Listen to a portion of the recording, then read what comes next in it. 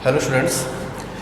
इस वीडियो में अब हम डिस्कस करने वाले हैं scope and significance of macro economics कि मैक्रो इकोनॉमिक्स का क्या स्कोप है, क्या इसका सिग्निफिकेंस है, क्या इसकी इंपॉर्टेंस है। तो पहले हम बात करते हैं scope of the macro economics. तो इसमें बात आती है estimation of national income and related aggregates कि मैक्रो इकोनॉमिक्स क्योंकि पूरे ग्रुप को डिस्कस करता है, एज इकोनॉमिक होल डिस्कस करता है, इसलिए इसमें हम नेशनल इनकम को डिस्कस करते हैं कि नेशनल इनकम क्या होती है, कितनी होती है, कौन कौन से सेक्टर से आती है, कितनी कितनी सेक्टर से आती है, किस सेक्टर का कितना कंट्रीब्यूशन है, और उसी से रिलेटेड एग्रीगेट्स की भी हम बात करते हैं, जैसे कि जीडीपी, ग्रॉस डोमेस्टिक प्रोडक्ट या ग्रॉस नेशनल प्रोडक्ट कितना है, नेशनल इनकम कितनी है, डोमेस्टिक इनकम कितनी है, वो सारी बातें इसमें करते हैं। थ्योरी ऑफ एम्प्लॉयमेंट की थ्योरी को भी हम डिस्कस करते हैं, और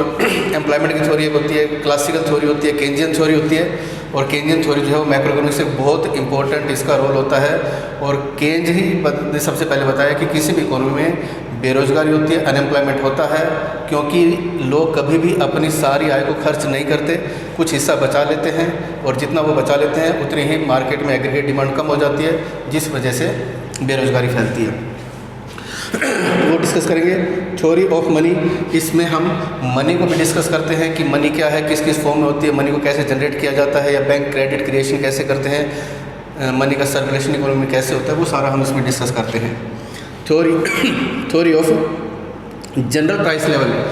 कि इकोनॉमी में एक जनरल प्राइस लेवल जो है वो क्या होता है, एक कांस्टेंट प्राइस लेवल क्या होना चाहिए, प्राइसेस क्यों बढ़ती हैं, क्यों घटती हैं, प्राइसेस बढ़ती है तो उसे हम इन्फ्लेशन बोलते हैं, जब प्राइसेस घटने लग जाते हैं तो उसे हम डिफ्लेशन बोलते हैं, इन्फ्लेशन डिफ्लेशन क्यों होते हैं, उनको कैसे करेक्ट किया जाता है। सॉरी। इसी तरह से रोल ऑफ द गवर्नमेंट, यानी कि गवर्नमेंट बजट की बात करते हैं कि गवर्नमेंट का क्या रोल है, गवर्नमेंट क्या करती है, बजट के थ्रू इकोनॉमी की सारी जो प्रॉब्लम्स हैं उनको सॉर्ट आउट करती है, चाहे वो एम्प्लॉयमेंट की है, चाहे वो पॉवर्टी की है, या किसी भी टाइप की है। तो गवर्नमेंट के बजट में क्या होता है कि जहाँ पैसा होता है वहाँ से वो टैक्स के रूप में लिया जाता है, और जो गरीब लोग होते हैं वहाँ तक उस पैसे को पहुँचाया जाता है, उन पर खर्च किया जाता है, उनको बेसिक फैसिलिटीज़ वगैरह देने के लिए। तो गवर्नमेंट बजट से एलोकेशन ऑफ रिसोर्सेज होता है। And exchange rate, balance of payment, इनको डिस्कस करते हैं।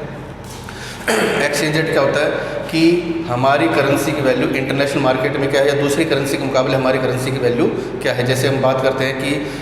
$1 = 75 रुपीज़, तो ये हमारा एक्सचेंज रेट हो गया कि अगर हमें $1 लेना है या $1 के बराबर का अगर हमें इंपोर्ट करना है तो हमें 75 रुपीज़ जो है वो देने पड़ेंगे। और इसी तरह से हम बैलेंस ऑफ पेमेंट की बात करते हैं कि बैलेंस ऑफ पेमेंट क्या होता है, यानी कि जो हम एक्सपोर्ट और इंपोर्ट करते हैं उनका जो एक तरीके से बैलेंस होता है, that is called balance of payment, यानी कि विदेशों से जो भी हम लेते हैं और विदेशों को जो भी हम देते हैं उनका जो बैलेंस होता है, जो लेनदारी देनदारी होती है, that is called balance of payment. तो ये सारा कुछ जो है हम, क्योंकि बड़े लेवल पर होता है, ग्रुप के लेवल पर होता है, इसलिए इसको हम मैक्रो में डिस्कस करते हैं। इसी तरह से बात आती है सिग्निफिकेंस कि मैक्रो इकोनॉमिक्स से क्या सिग्निफिकेंस है। सबसे पहली बात आती है description of the economy. Economy का पूरा डिस्क्रिप्शन हमें मिल जाता है कि इकोनॉमी की नेशनल इनकम क्या है, कितनी है, किन किस सेक्टर से कितनी आ रही है, किसकी ज़्यादा आ रही है, किसकी कम आ रही है। एम्प्लॉयमेंट की बात करते हैं कि एम्प्लॉयमेंट जो है वो कहाँ कहाँ पर किस किस सेक्टर में कितना है, या प्रोडक्शन किस किस सेक्टर में हो रहा है, कितना हो रहा है, ये सारी बातें हम डिस्कस करते हैं। रोड मैप ऑफ ग्रोथ, और मतलब डेवलपमेंट ग्रोथ का जो एक रोड मैप तैयार हो जाता है कि सरकार को इन मैक्रो इकोनॉमिक वेरिएबल से पता चल जाता है कि कितना डेवलपमेंट हो रहा है, कितना ग्रोथ हो रहा है, उसके लिए हमें और कितने रिसोर्सेज चाहिए, या कहाँ से रिसोर्सेज हमें कहाँ पर लेकर जाने हैं, ये सारा रोड मैप इसका तैयार हो जाता है। इकोनॉमिक स्टेबिलिटी, मैक्रो इकोनॉमिक्स की ये भी एक सिग्निफिकेंस है कि इसमें ऐसे ऐसे उपाय बताए जाते हैं जिससे इकोनॉमिक स्टेबिलिटी हो सकती है, इकोनॉमिक प्रॉब्लम्स को सॉर्ट आउट किया जाता है। मॉनेटरी पॉलिसी भी होती है, फिजिकल पॉलिसी होती है, यानी कि आरबीआई अपने लेवल पर जो मेजर अडॉप्ट करता है प्रॉब्लम को ठीक करने के लिए, वो मॉनेटरी पॉलिसी होती है। सरकार अपने लेवल पर जो ठीक करती है वो फिजिकल पॉलिसी होती है, तो उससे भी ठीक किया जाता है। बीओपी स्टेटस क्या है हमारे देश का, बीओपी यानी कि बैलेंस ऑफ पेमेंट क्या है। हमें बहुत सारी चीज़ें जो है विदेशों से मंगवानी पड़ती हैं, बहुत सारी चीज़ें हम विदेशों को देते भी हैं, एक्सपोर्ट भी करते हैं, इंपोर्ट करते हैं। तो कितना आ रहा है, किससे कितना एक्सपोर्ट हो रहा है, किससे कितना इंपोर्ट हो रहा है, किस कंट्री के साथ हमारा बैलेंस ऑफ पेमेंट पॉजिटिव चल रहा है, किसके साथ हमारा नेगेटिव चल रहा है। तो ये सारी बातें भी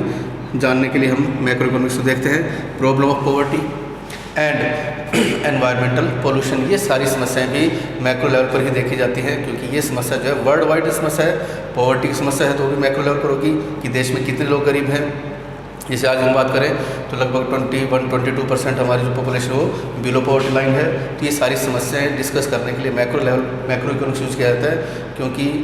जो समस्याएं जो प्रॉब्लम्स इकोनॉमी से रिलेटेड हैं, क्योंकि वो बड़े लेवल पर है, ग्रुप लेवल पर है, इसलिए उनको मैक्रो इकोनॉमिक्स में ही डिस्कस किया जाता है। और एनवायरमेंटल पोल्यूशन जो है ये किसी एक पर्सनल ह्यूमन बीइंग की प्रॉब्लम नहीं है, ये ग्लोबल प्रॉब्लम है या वर्ल्ड वाइड प्रॉब्लम है, हमारे देश की प्रॉब्लम है। तो उसको भी हम किस में डिस्कस करते हैं, मैक्रो में करते हैं। तो इन समस्याओं को डिस्कस करने के लिए भी मैक्रो इकोनॉमिक्स की बहुत सारी इंपॉर्टेंस होती है। और उसके बाद आता है पॉलिसी फॉर्मेशन,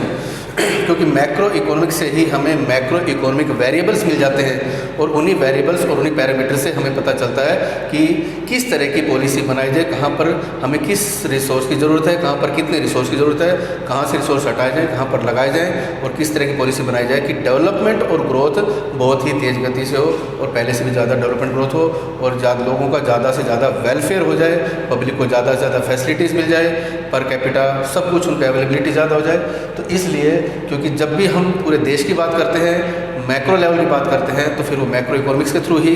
हमें वो सारी जो स्टडी है वो करनी होती है। तो मैक्रो इकोनॉमिक्स क्योंकि पूरे ग्रुप को, पूरी इकोनॉमी को डिस्कस करता है, इसलिए इसके हमारे लाइफ में भी हम कह सकते हैं, या फिर हम कह सकते हैं कि पूरे इकोनॉमी को डिस्कस करने में इसका बहुत सारी इंपॉर्टेंस है, बहुत सारे मैटर में ये हेल्प करता है, तभी हमें बहुत कुछ जानने को मिलता है, और उससे फिर एक रोड मैप भी तैयार होता है कि अभी तक क्या हुआ है और आगे हमें किस दिशा में क्या प्रयास करने हैं। ये सारी बातें हमें मैक्रो इकोनॉमिक्स से ही पता चलती हैं। और इसके बाद फिर ये तो इंट्रोडक्शन हो गया कि माइक्रो मैक्रो